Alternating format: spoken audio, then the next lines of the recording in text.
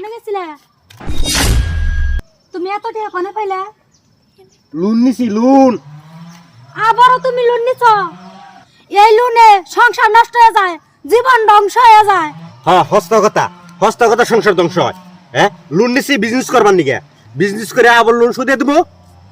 আরো 2-3 জায়গায় থেকে তুমি লোন নিছ, হেগিনে টাকা দিবার যায় তোমার বেনন যায় অসুস্থ হয়ে। এই মাসে মাসে কিস্তি দিবার যায়, এই কিস্তির টেনশনে না আঙ্গনাগে বালালে কথা কও, না কামাই রোজগারে শান্তি আলে করা হরো।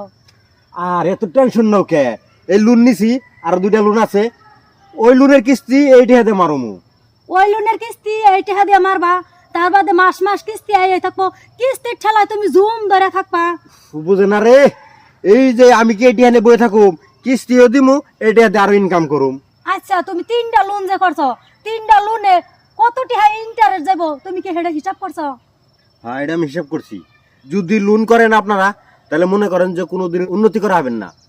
বর্তমান কটনে শিখে একটা লোন করার পরে না আবার ফোন দেয় যে আপনি সিভিল ভালো, আবার লোন নেন। এমনি করতে করতে ভাই একজনে 2টা 3টা 4টা করে লোন নিয়ে ফেলায়। এই লোনের জ্বালায় ভাই না ভালোভাবে শান্তি হলে বাড়তে বয়ে থাকুন যায়। এই লোনের চাপে যে না কাম করুন আগে, হে কামও ভালো করে আয় উন্নতি ভালো করে হয় না।